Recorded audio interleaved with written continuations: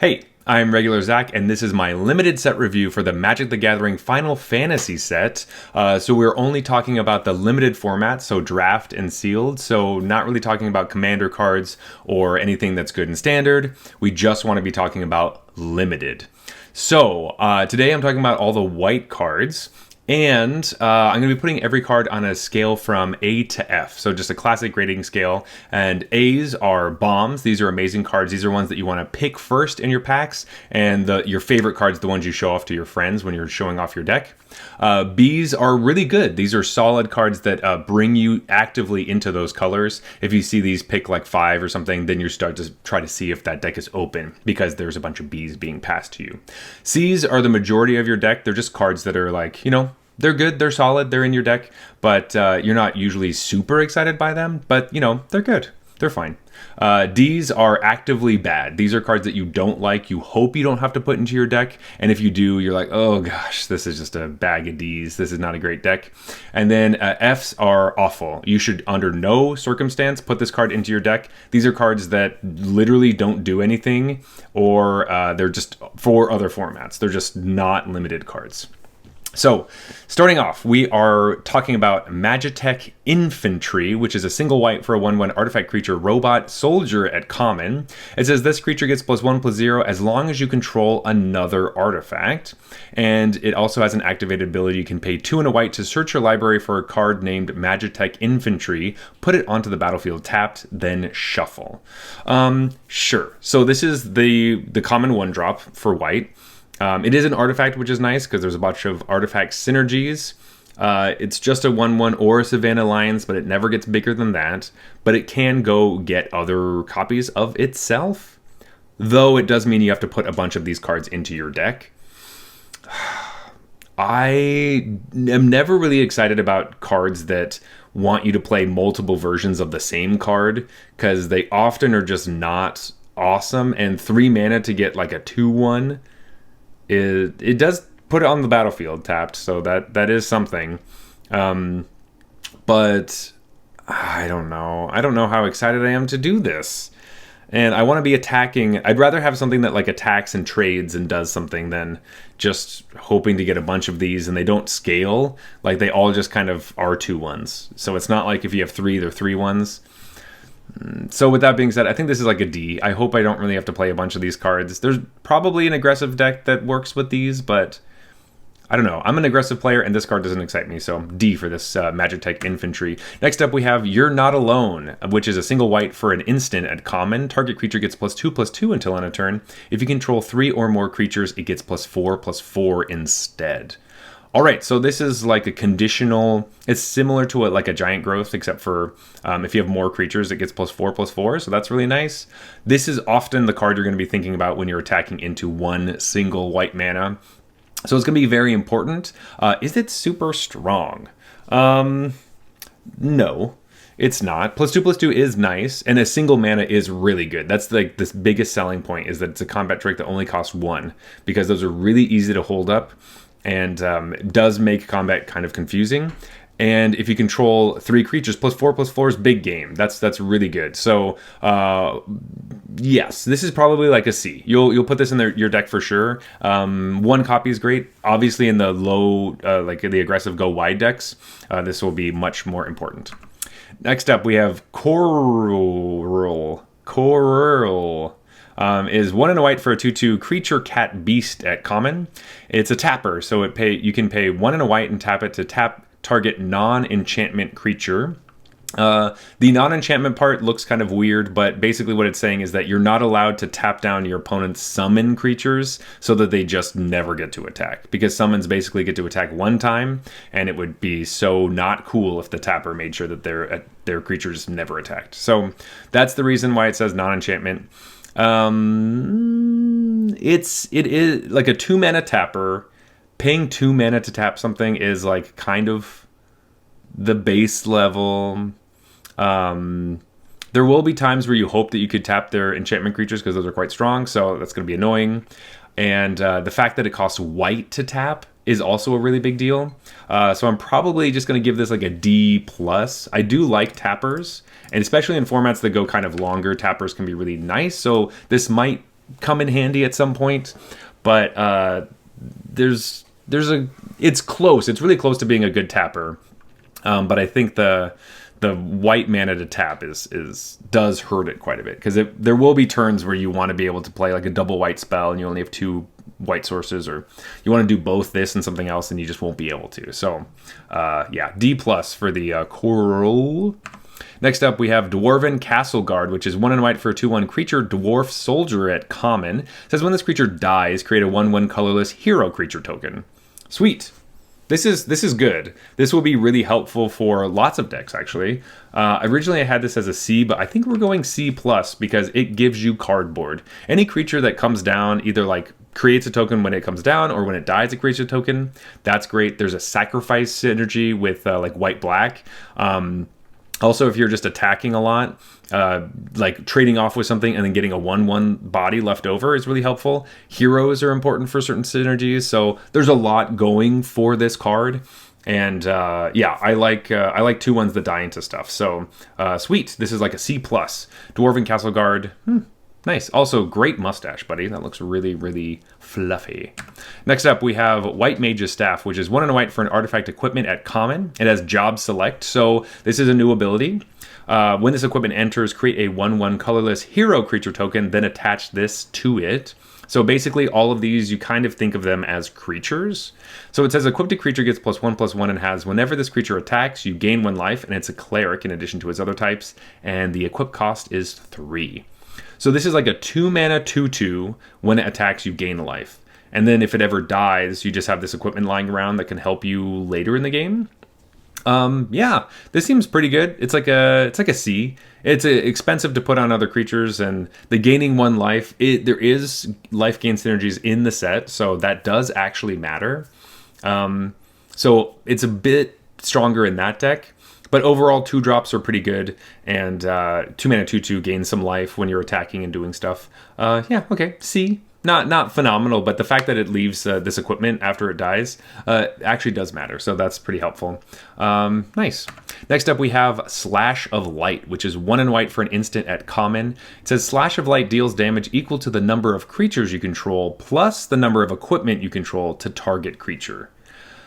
Interesting. So, instant speed removal spell, really great. Obviously, you need stuff on the board, but it does have this fun caveat that obviously it goes in like these equipment artifacty decks where you're playing your job select cards and you get to deal 2 damage to something because you have both the creature and the equipment. And if you're in the scenario where you top deck this and you don't have any creatures but a bunch of equipment lying around, you still get to kill something. That's like a really worst case scenario.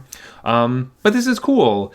It is a removal spell that is conditional, so that always has something to kind of go against it. But the equipment bump is super helpful here, and you really, really like this in your like equipment deck. So I'm gonna give this like a C. Yeah, it's a good removal spell for that, but I don't think every deck's gonna want it. Instant speed is also great. C for the Slash of Light. Now we have Gala Cat. Gala Cat is a 2 and a white for a 1/3 creature cat at common. It has flying and vigilance, and as long as you control 2 or more artifacts, this creature gets +2/+0. So it becomes a 3/3 flying vigilance. Yeah, this card seems cool. It just pays you off for having lots of artifacts. I think it'll be helpful. I don't think we're going to be super stoked on this card. But a 3 mana 3/3 flying vigilance, like, you know, that's a pretty good game. Getting in there while you have your artifacts and everything. I will say that, you know, it doesn't go in every deck, and I don't know how super excited. Like, is this the payoff we're really looking for? I think it's fine. But it doesn't, like, I don't love it. You know what I mean? Like, I will play this in my artifact decks. I just don't think it's going to be the best thing there. I would rather have more artifacts that do stuff, or creatures that have better payoffs than this. But being able to ping your opponent for 1 every turn, that is something. I still think this is probably like a C-. Like, I don't think you're showing off your Gala Cats being like, sick, look how many I got. They'll be like, oh yeah, I have to play this as my payoff for my artifact deck. And it holds equipment really well, though, so I guess there is that. So maybe it gets a little bump because of that. You know what? I think we will give it a bump because of that. I'm just going to give it a C. It goes up from a minus to a C, just a regular C. All right. Next up, we have Paladins Arms, which is 2 and a white for an artifact equipment at common. It has job select again. So this is a creature, basically. It is, and it has, equipped creature gets +2/+1 and has ward 1 and is a knight. And then it equips for 4. So this is a 3 mana, 3/2 ward 1 knight. Okay. Equip 4 is a lot. That's a lot. 3/2 ward is okay. It has a huge shield, so I kind of wish that it was a 2/3 actually, just so you can block a little bit better. But of course, this is an aggressive deck, so you'd rather have the power. I don't know how much we like this. I'm probably going to give this actually like a C-. Like it's totally fine, and it's like fine in those decks. I'm not obsessed with how expensive some of these equipment costs are. It's gonna suck. But then you still have the artifacts. I don't really know. These are hard to judge sometimes, and I just don't like this one that much. Next up, we have Summon ChocoMog, which is 2 and a white for a 3/3.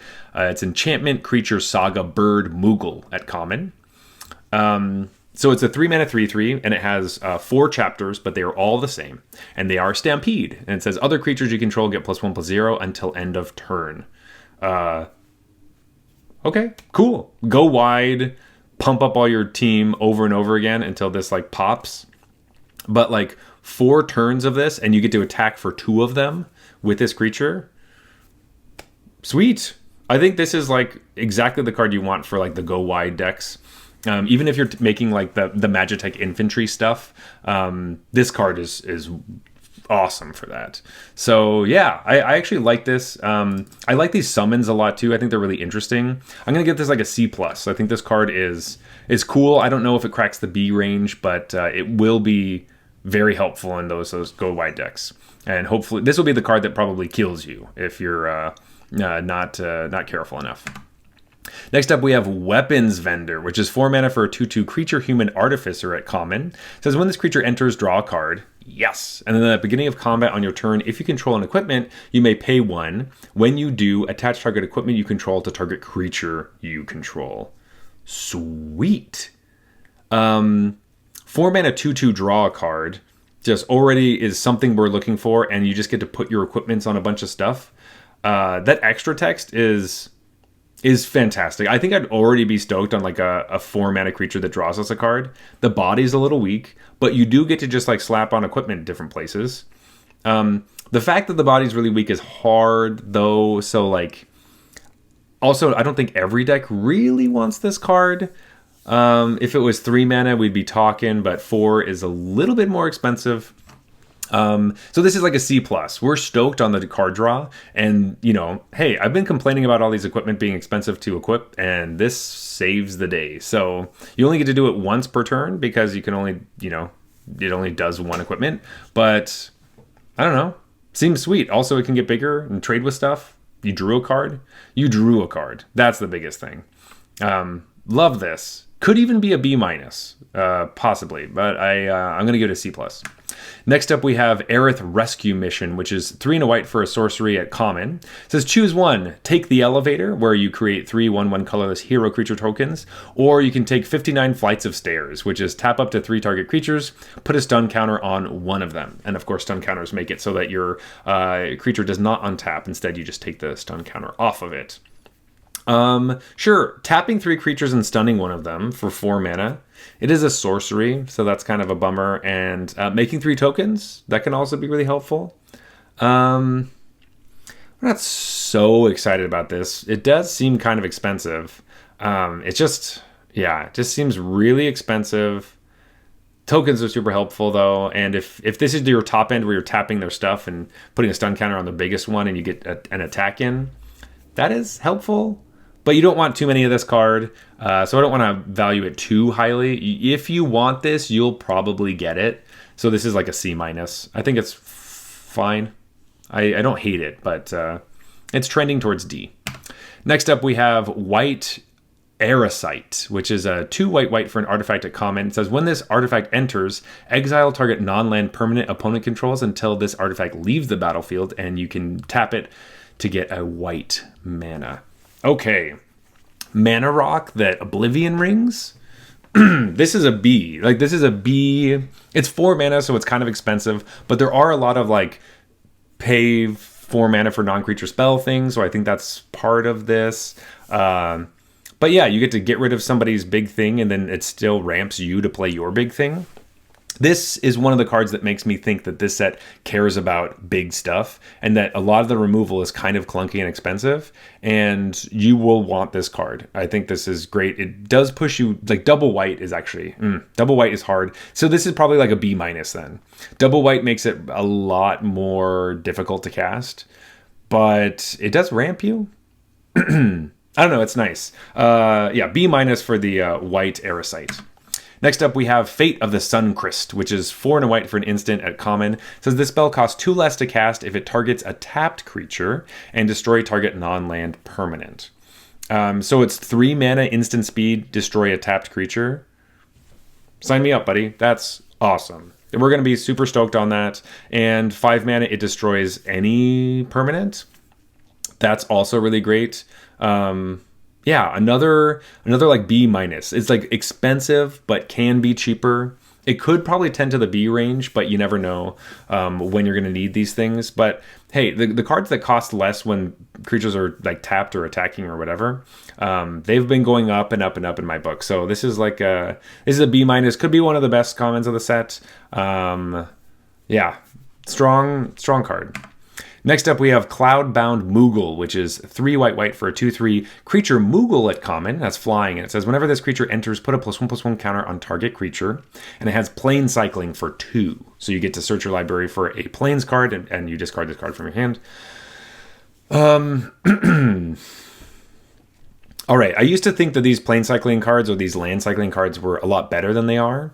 They're not. They're trending down. And this, I don't know.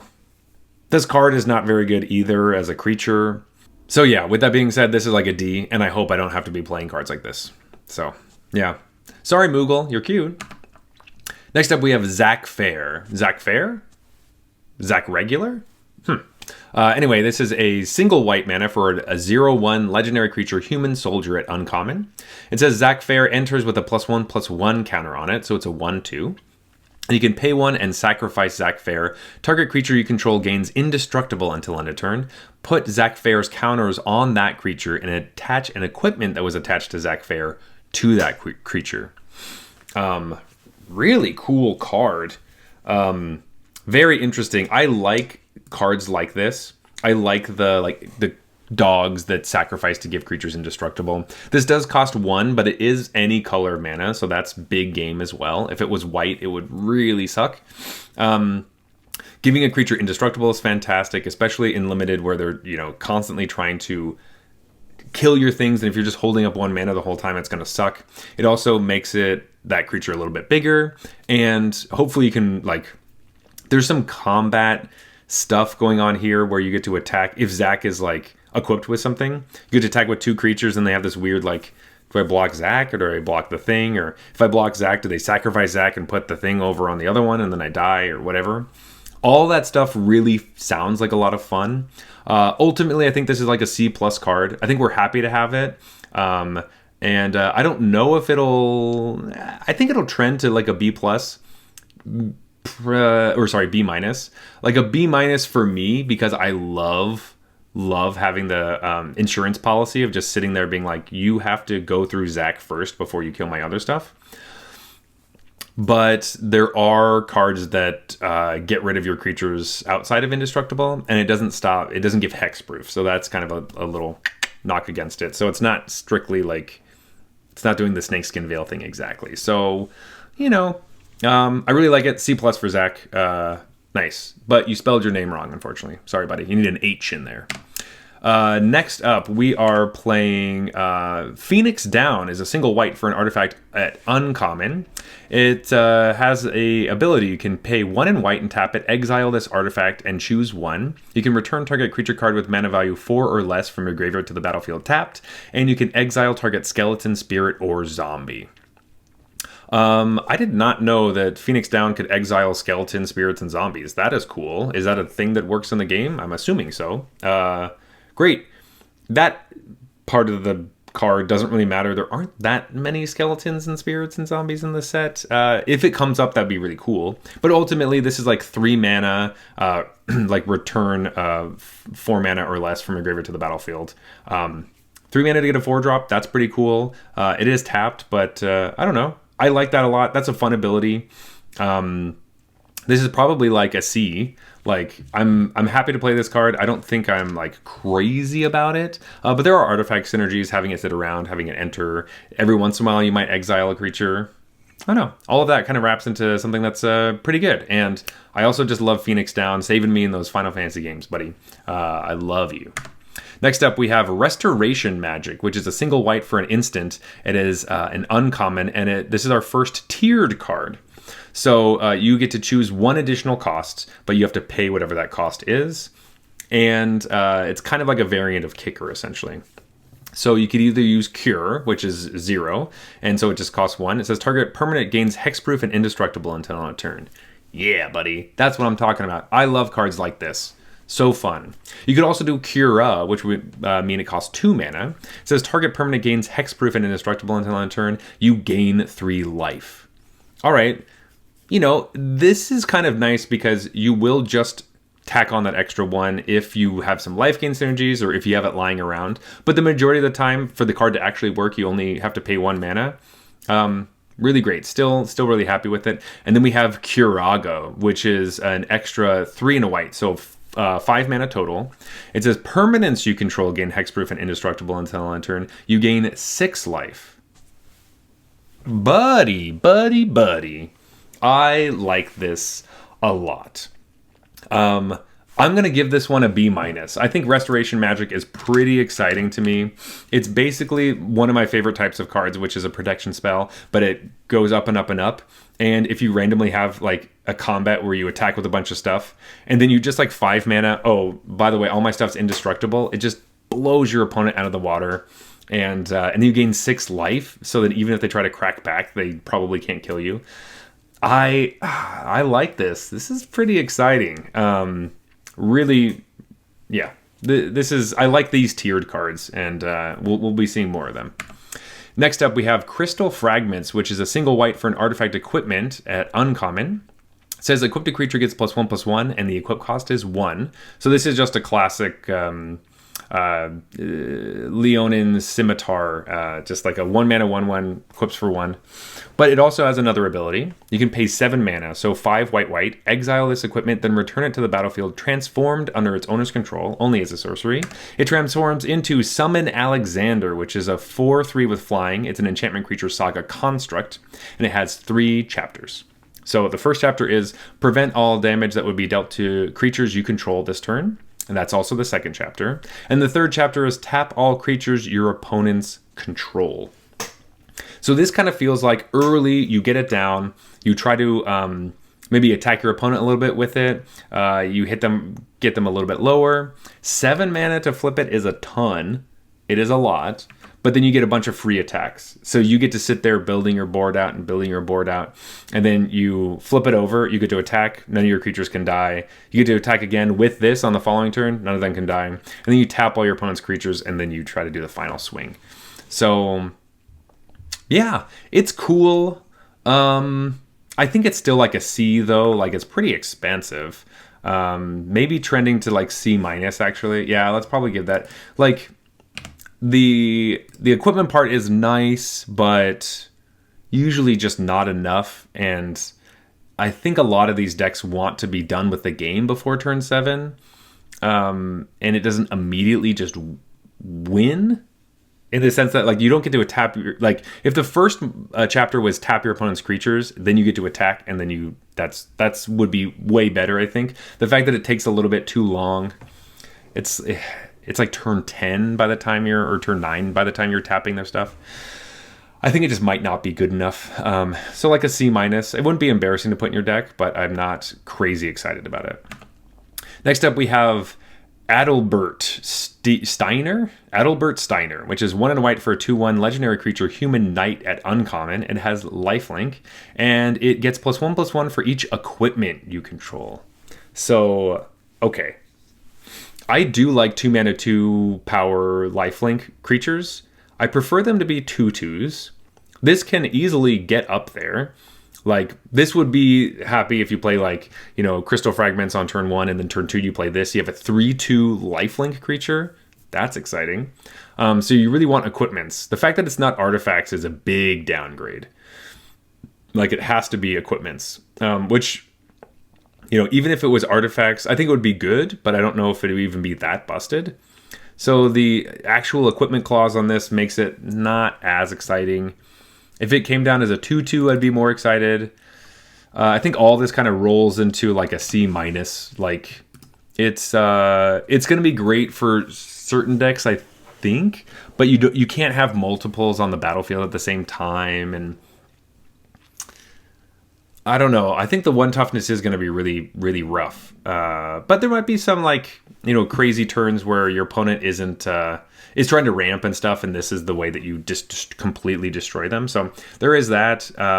It's low grade for my 2-mana 2/2 lifelinks, though, because it's a 2/1. I think that's the biggest thing. If this was a 2/2, I'd feel so much better. But the fact that it's a 2/1, you need equipment for it to be, like, better than that. Bummer. Next up, we have Ambrosia Whiteart, which is 1 and a white for a 2/2 legendary creature bird at uncommon. It has flash. And says when Ambrosia enters, you may return another target permanent you control to its owner's hand. And it has landfall. Whenever a land you control enters, Ambrosia gets +1/+0 until end of turn. So all the Chocobo stuff, they have the landfall ability. This one's in white, which is kind of interesting because a lot of them are in green and red. But this is like another pixie for standard. It's a legendary pixie, so there is that. Having this ability in limited can be really nice, being able to save one of your creatures by picking this up, and then just flash having this around is nice. Nullifying your opponent's removal spells is the biggest thing that we like about this, or even just like a block, bounce your blocker so you just don't lose it. It doesn't have flying, which is kind of confusing because it is a bird, but I guess a lot of these chocobos don't fly. They just kind of run around. So there is that. But yeah, I think the landfall ability will be helpful. It is a 2-drop. It does have some more utility, but you could just play it as a 2-drop. All that kind of combines into, like, it's probably like a C+. Like, it has enough stuff going on with it. And it does say another target permanent. So you do get to bounce your equipment and recast them and get more of the 1/1 tokens. That seems kind of nice. Bouncing something that draws you a card or does a bunch of other stuff. There are lots of ETBs and things. So being able to bounce things to your hand is good. And 2 mana to do it is much better. There's a lot of times they like to put this ability at 3 mana and it's just not good enough. 2 is the sweet spot. So yeah, C+. I like Ambrosia. Next up, we have Dragoon's Lance, which is 1 and a white for an artifact equipment at uncommon. It has job select, so we get to make a token and attach it to it. Equipped creature gets +1/+0 and is a knight. And during your turn, equipped creature has flying. And then the equip cost is 4. So this is a 2 mana 2/1 flying on your turn. Sweet. That's great. Yeah, and then you just get to give your other things flying. Like 4 mana to give something flying is expensive, but, you know, it is kind of worth it. Flying is extremely strong. So yeah, Dragoon's Lance is like a 2-drop. This is like another C+. Like, we're not in the B range, but if you have a couple of these, like, your deck is going to be humming, buddy. Yeah, sweet. I like Dragoon's Lance. Next up, we have Battle Menu. The art on this card is really cool. I would watch a show that looked like this. Anyway, it's 1 and a white for an instant at uncommon. You get to choose one, and there's 4 things you can choose. You can either attack, which is create a 2/2 white knight creature token. You can use an ability, which is target creature gets +0/+4 until end of turn. You can use magic, which is destroy target creature with power 4 or greater. Or you can use an item, which is you gain 4 life. 2 mana at instant speed with all of these different modes. This feels like a B right here. Like, if you need like a 2/2 randomly, you also get an instant speed 2/2. That's nice. You can save one of your creatures in combat as 0/4. You can gain 4 life if you have any gain life synergies, or you can destroy a creature with power 4 or greater. Like, all of this stuff combined creates like a really great card. I like Battle Menu a lot. I think it's quite strong. It does what you need to do at a bunch of different times in the game.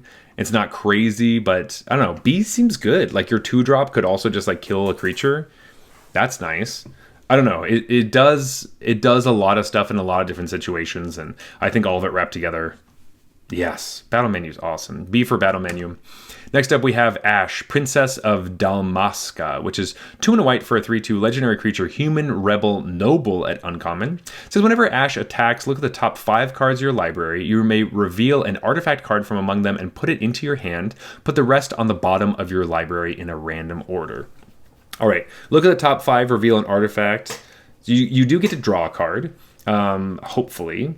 You do need to have lots of actual artifacts in your deck, so that's something. But obviously there's a big artifact synergies with this. There's a lot of job select equipment that we would like to have with this. 3 mana draw card, great. I'm going to give this like a C+, because it does get you a card, but you do have to build your deck around it. But in those decks, it's going to be great. And 3/2 trades off, you know, we're happy with that. C+ for Ashe. Next up, we have Snow Violers, which is 2 and a white for a star 3 legendary creature, human, rebel, monk at uncommon. Apparently, Snow is their first name, I guess. It doesn't sound like it's a name, but I think maybe it is.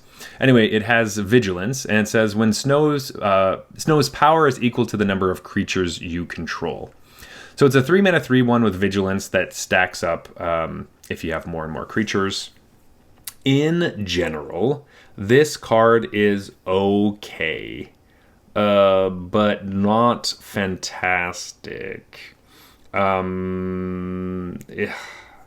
It does have vigilance, which is nice, but you need a lot of other stuff going on, and it doesn't pump its toughness.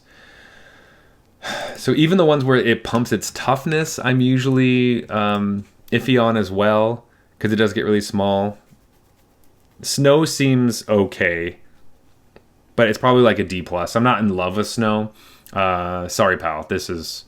You're just not it. I think there's just better things to be doing, and this can't be your sweet card. 3 mana though for it is fine, but yeah, not in love.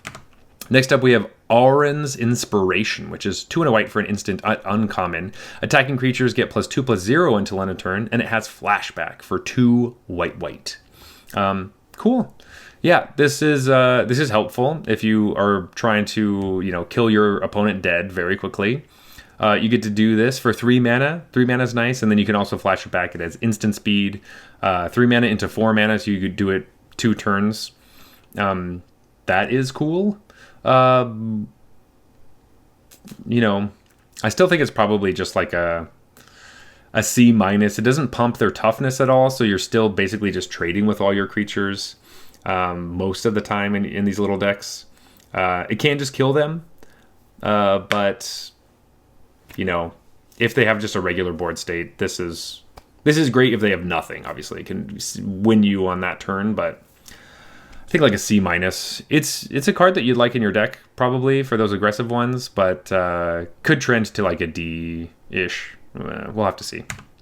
Next up, we have side quest Catch a Fish. So this is 2 and a white for an enchantment at uncommon. It says at the beginning of your upkeep, look at the top card of your library. If it's an artifact or creature card, you may reveal it and put it into your hand. If you put a card into your hand this way, create a food token and transform this enchantment into Cooking Campsite, which is a land. You can tap it to gain a white mana, and you can pay 3 and tap it, sacrifice an artifact, put a +1/+1 counter on each creature you control, only as a sorcery.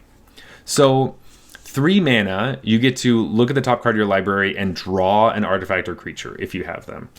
When you do that, you create the artifact token for the transformed thing, which puts a bunch of counters on all your creatures. Hopefully you drew a creature so that you can put counters on that thing. It ramps you. The fact that this draws you a card is pretty nice. And I think in the artifact decks, just this ability at the bottom, just sacrificing an artifact to put counters on everything is going to be huge. So in that deck, it's probably closer to like a B-ish level card. I think when we're just looking at it, it's probably just like a C.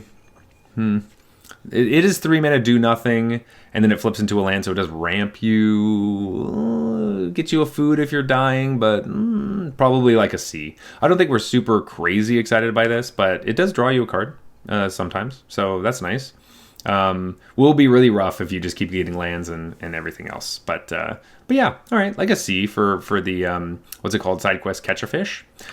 Next up, we have Delivery Mughal, which is 3 and a white for a 3/2 creature Mughal at uncommon. It has flying. It says when this creature enters, search your library or graveyard for an artifact card with mana value 2 or less, reveal it, put it into your hand. If you search your library this way, shuffle your library. A 4 mana 3/2 with flying that draws you a card. Sign me up, buddy. That's great. That is super great. There are definitely like artifacts that we want to get with this. Of some of our 2-drops, maybe a Dragoon Lance or some things like that. There's other things in other colors that we'd be excited about. So yeah, Delivery Mughal, 4 mana, 3/2 draw card. It's a threat in the air. This is probably like a B-, actually. I had this as like a C+, but man, I really think I need to go up on some of these, like just straight up draw a card. Bring it back from your graveyard, any of that stuff. Yeah, of course you need to have like at least 2 things to get with this card. But once you have 2, I think you're super happy. Yeah, Delivery Mughal. Yeah, this is a great Mughal. Next up, we have Magitech Armor, which is 3 and a white for a 4/4 artifact vehicle at uncommon. When this vehicle enters, create a 1/1 colorless hero creature token, and the crew is 1. So this is a 4 mana and basically 5 power and toughness over 2 bodies. But you bring the pilot with you. This is the thing that they did in Aether Drift all the time. Yeah, 4 mana, 4/4. That's like, you know, you have to kill with instant speed stuff. Yeah, I think it's good. It is an artifact that gets you another creature, so it helps with like some of the other removal spells we looked at earlier. I don't know. The token is actually pretty huge. This is probably going to be pretty good. It's like a C+. Yeah, we're going to want bigger bodies like this, and it being able to crew itself makes this vehicle go like way up. So it's basically just a creature. 4 mana, 4/4 artifact creature that makes another token, C+. Next up, we have Summon Primal Garuda, which is 3 and a white for a 3/3 enchantment creature Saga Harpy at uncommon. It has flying, so a 4 mana 3/3 flyer. It has 3 chapters. The first one is Aerial Blast. This creature deals 4 damage to target tapped creature and opponent controls. And then the next 2 are the same. They are Slipstream, which is another target creature you control gets +1/+0 and gains flying until end of turn. Very exciting. So this comes down, kills one of your opponent's creatures that attacked last turn. Then you get to make your creatures have flying. You could attack for at least 3 in the air with this Harpy. Awesome. This is like a B-. No, you know what? I'm going to give this just a B. This is just a regular B because it comes down. It's 4 mana, but it does kill something. Most likely. Like, you're probably not playing this if it doesn't kill something. And then you get to deal a bunch of damage in the air. Yeah. Awesome. Great stuff. Next up, we have Gaha Tia, which is 4 and a white for a 3/5 legendary creature Cat Archer at uncommon. It has reach. And it has an ability, the Allegan Eye. Sure. Whenever one or more other creatures and or artifacts you control die, draw a card. This ability triggers only once each turn. So whenever your other creatures or artifacts die, so you like, the die part of this is pretty interesting with like artifacts, because if you sacrifice a treasure token, does it die? Like, it doesn't feel like it dies. It does go to the graveyard. So I would consider that would be still under the same clause. So with that case, like, a 5 mana 3/5 reach that draws you cards when your creatures are dying or you're sacrificing for different things because there's a sacrifice archetype, or any of your stuff just gets blown up, you get to draw cards. Big money, buddy. This is like a B, maybe trending into like a B+, like drawing a bunch of cards whenever our things die. That's awesome. It's a huge blocker. This is a great top end for your sack decks. I'm going to give this like a B+. Like, you're going to draw probably a good amount of cards with this thing. It doesn't trend to like an A because it doesn't do anything by itself.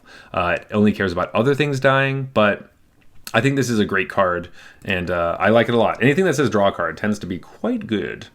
Next up, we have the Crystal's Chosen. 5 white for a sorcery at uncommon. Create 4 1/1 colorless hero creature tokens, then put a +1/+1 counter on each creature you control. Whoa, buddy. Okay, 7 mana, 4 2/2s, plus the rest of your team gets +1/+1 counters. Yeah, I think that's pretty good. This is like a B. This is a really... You know what? This is also a B+. Like, this is just gonna be great. Like, you really hope your opponent does not do this. Do you know what I mean?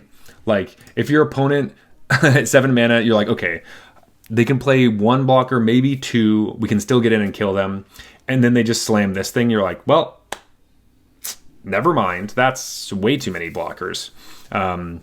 Yeah, this card is sweet, and it reminds me of Kamigawa Neon Dynasty. There was a common that did a similar type of thing. It made 3 2/2s, and then you get to scry or something. But no, I'm not sleeping on cards like this, and I think we want to have a top end in our decks, and this is pretty nice. I like that. B+. Next up, we have our rares. Our first one is a land. It's Ishgar, the Holy Sea.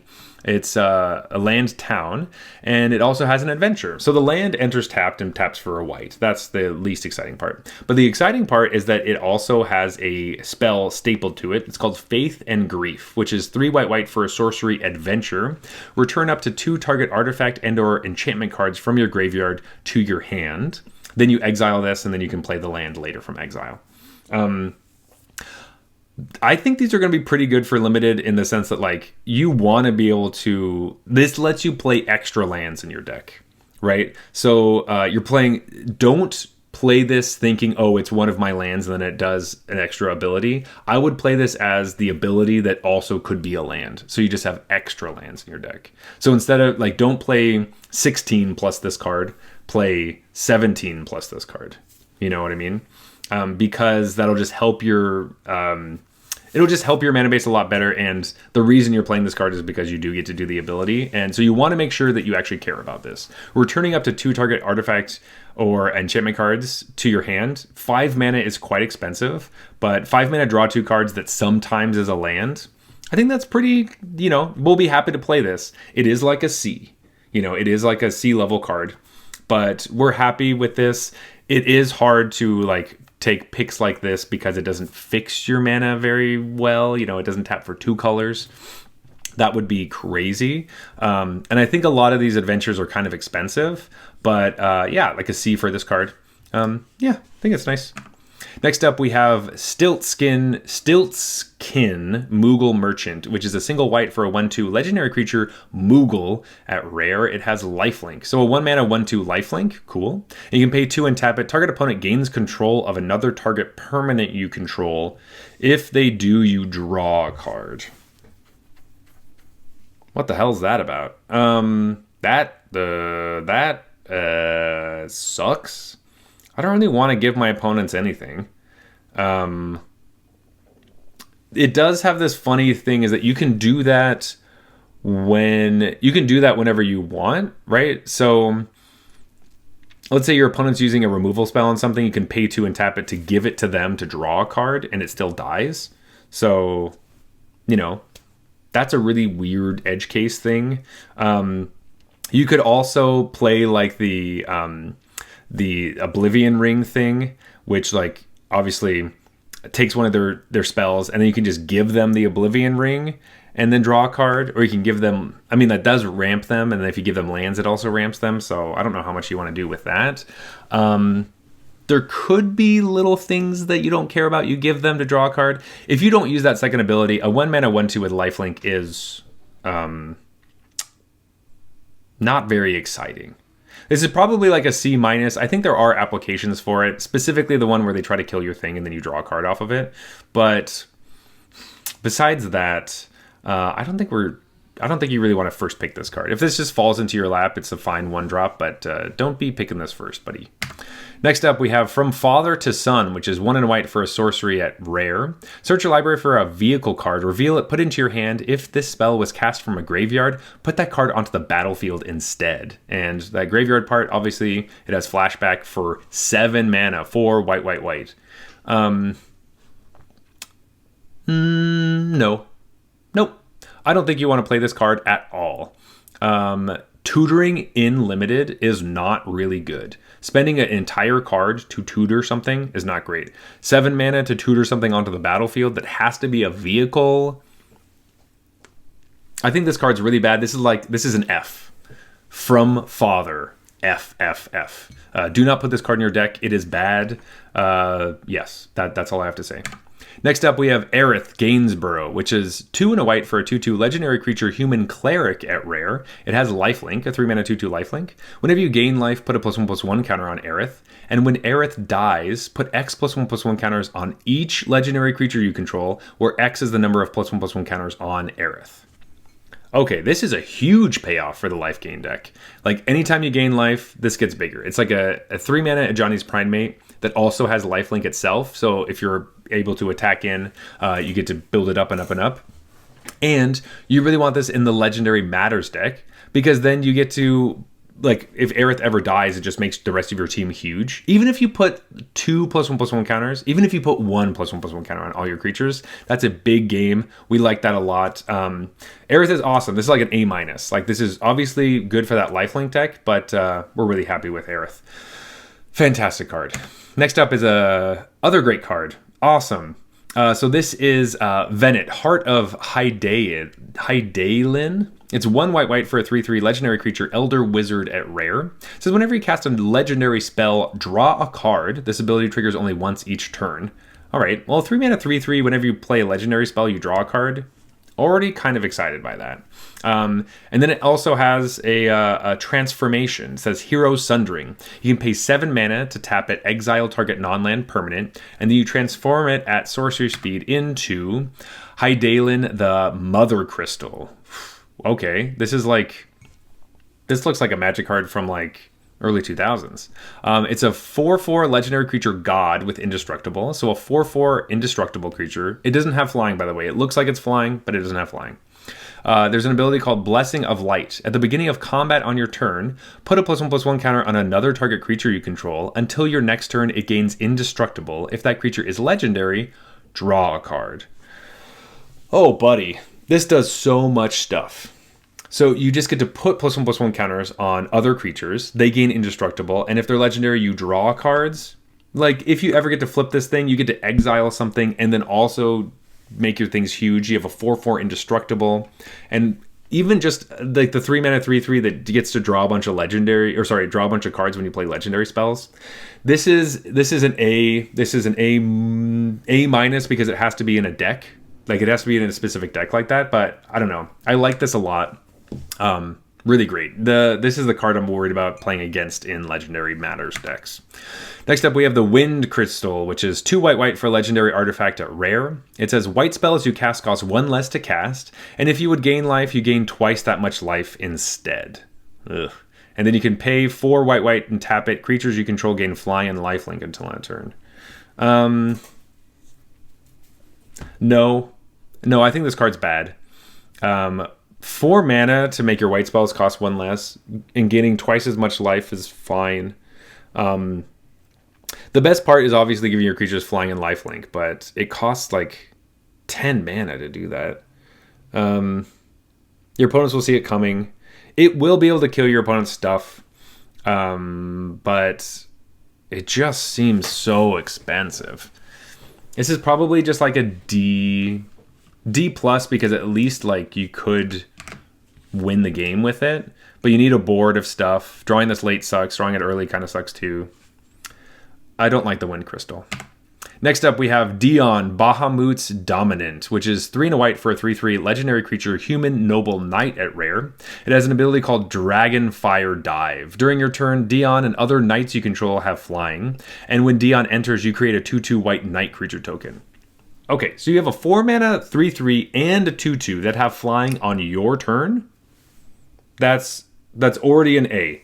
That's already an A. Like, we are stoked to have that. There's a bunch of knights in the set. This is going to make all of them flying. It also transforms. You can pay 4 white, tap it, exile it, and then obviously turn it into this during at sorcery speed. to Bahamut, Warden of Light, which is a 5/5 legendary enchantment creature saga dragon with flying. So you get a 5 mana, or you get a 5/5 with flying. It has 3 chapters, but the first 2 are the same. Wings of Light. You put a +1/+1 counter on each other creature you control. Those creatures gain flying until end of turn. And then it has Giga Flare. Destroy target permanent, then exile Bahamut and return it to the battlefield as Dion. You make another token, and you do it all over again. This is an A+ if I've ever seen an A+. This card is so good. I want to play this so badly. You put +1/+1 counter on each other creature you control, and then those creatures gain flying. Like, you're probably just killing your opponent with the first mode. But, like, what? This card is so good. A+. A+++.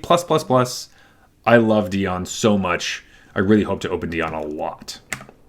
Next up, we have Machinists Arsenal, which is 4 and a white for an artifact equipment rare. It has job select. And says equipped creature gets +2/+2 for each artifact you control and is an artificer in addition to its other types, and you can equip for 4. So it's a 5 mana 3/3. But if you have other artifacts lying around, which you probably should, +2/+2 for each artifact is a lot. Yeah, I think this is a house. In that artifact decks, this is scary. This gets huge, and then you just get to move it to all your other little 1/1 heroes that you might have. Yeah, I'm going to say this is like an A- in that deck. Everything else, it's probably quite a bit lower, obviously. But I don't know, A for Arsenal, A-. I am excited by this. It could be lower than that, but it makes me really stoked to play the artifact deck. And I want something like this to have, like, even just +4/+4 that costs 4 to move around that's good. Just one other artifact? I don't know. It seems good. I like it. Next up, we have a Minw White Mage, which is 3 white for a 3/3 legendary creature, human cleric at rare. It has Vigilance and Lifelink, and whenever you gain life, put a +1/+1 counter on each cleric you control. 5 mana for a 3/3 is kind of small. It does get bigger, but it's hard for it to be able to attack in. It does stop your opponent from attacking you because you could just block a 1/1 and then it gets counters on all your clerics. And there are, some clerics around.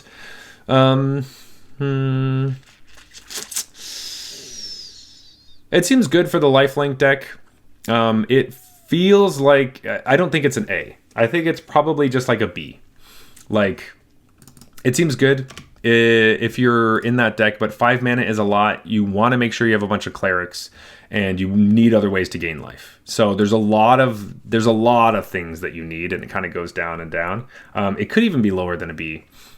This looks kind of like a underpowered old card that we've seen in Magic's history. So not obsessed with it, but I know it has a lot of power. Honestly, could be a C, but yeah, I think it's good, but I don't think it's that good. You know what? I'm bringing it all the way down to a B-. I think it's totally fine, but could easily just not do anything. Next up, we have Mughals Valor, which is 3 white for an instant at rare. For each creature you control, create a 1/2 white Mughal creature token with lifelink. Then creatures you control gain indestructible until end of turn. All right. This card seems really exciting, right? 5 mana, you double all the creatures you have on the battlefield, and they all gain indestructible. That's awesome. If you don't have a single creature on the battlefield, this does literally nothing. Doesn't even make tokens. You need other creatures for this to happen. It will be a blowout when it happens, but I think that we want to trend down with this card. This is like a C-. I'm not excited for this. If you do have, 5 mana, you have 2 creatures on the battlefield, you get 2 more, they get indestructible. Yeah, you have to pay. You have to be in the situation where you want to give them indestructible, so you need 5 mana up, which is hard. And you need creatures. You probably want lots of creatures. I don't know. I don't like Mughals Valor very much. Yeah, C-. Next up, we have Ultima. 3 white for a sorcery at rare. Destroy all artifacts and creatures. End the turn. Okay. Yeah. Interesting. The end of the turn part on this card, I'm not exactly sure what that is for, because you don't get to, exile things on the stack, or I guess if you have too many cards, you just get to do that. No, yeah. You still have to discard your cards, so it doesn't even matter. I don't know why we would care about ending the turn, honestly. So, but the rest of it's really good. Destroy all artifacts and creatures. There's a ton of artifacts and creatures. And a 5-mana board wipe is, you know, run-of-the-mill these days. Board wipes in Limited are crazy and good and scary because they just don't happen a lot, and people will play into your board wipe all the time because they just don't expect you to have a rare board wipe. So this is an A. You will want to have this card. And yeah, very strong, awesome card. Sick. Next up, we have the Mythics. We're starting with Cloud, Midgar Mercenary, which is white for a 2/1 legendary creature, Human Soldier Mercenary at Mythic. When Cloud enters, search your library for an equipment card, reveal it, put it into your hand, then shuffle. As long as Cloud is equipped, if an ability of Cloud or an equipment attached to it triggers, that ability triggers an additional time. Okay, so obviously you need equipment for this card to be good, but it does draw you a card. Like, this is the type of tutor that we're actually interested in. A tutor as a spell? No. Tutor on a creature? Yes. That is much more interesting because it literally just says draw a card. And you get a 2/1 body. And the extra thing of if you put the equipment on Cloud, you get to do double stuff, which could be exciting. Amazing with his Buster Sword? Absolutely. The biggest downside of this card is that it is white. So you're probably not playing this on turn 2. Your turn 3, you're kind of okay, and then turn 4 is like very reasonable that you'll probably play it. But having the upside of like, hey, Cloud comes down, then you go tutor something to play. I don't think you care about playing this on turn 2 all the time, so I think that's all right. All in all, I probably think Cloud is only really a B. I don't think it's an A. You need to have a good equipment in your deck that you're excited about tutoring. Going and getting one other creature is totally fine, but it's kind of hard to cast for that. And when I say one other creature, I'm talking about the job select equipment. So you're kind of going and getting a creature. He seems good. The better equipment that you have, obviously, the better Cloud gets. So I think this card will get passed a little bit more once people have a couple copies in their collection. So it's like a B. Not blown away, but still really cool. Nice bread and butter little thing. Just the white is pretty brutal. All right, last card is Summon Knights of Round, which is 6 white for a 3/3 enchantment creature saga knight at Mythic. It is indestructible. So 8 mana, you get a 3/3 indestructible. It has 5 chapters, but the first 4 are all the same. And the first 4 are crazy. It's just create 3 2/2 white knight creature tokens. So for 8 mana, you get a 3/3 indestructible and 6 power worth of other knights. So altogether you get 9 power. And then the next turn you get 3 more knights. And then the next turn you get 3 more knights. And then you get 3 more knights. And then the 5th chapter is Ultimate End, which is other creatures you control get +2/+2 until end of turn. Put an indestructible counter on each of them. So all your 2/2s become 4/4s, and then you get to attack with all impunity. They all have indestructible, and this is just crazy. This just gets to attack for free because it has indestructible, and then you just keep spitting out tokens all over the place. Like, this is an A+. If you can get here, you make way too many creatures for opponents to, like, it's really hard for your opponent to kill you the turn that you play this, because at least you get to chump some stuff. And then you get to keep playing more creatures. It puts indestructible counters on all your stuff. Just so good. This is an A+, huge bomb. Love this. Another reason why I think that they're going to want you to be able to get to this amount of mana in Limited because of stuff like this. Because there's so many cards that are like 8 mana that do crazy shit like that. They want to make sure that you'll be able to get there. So I think the Limited format will work with an 8 mana spell like this, and you'll want to be able to cast something like that. Oh, well, folks, that was all the white cards for the Final Fantasy set. Tell me what you think in the comments below, whether I rated things too highly or too lowly, or what's your favorite card, or any of that stuff. Check out all the other videos. There's one for each other color, as well as the multicolor, the colorless, and the bonus sheet. And yeah, thank you so much for watching. Means a lot to me. I really appreciate it, and would love to hear what you think. But anyway, until next time, folks. Bye.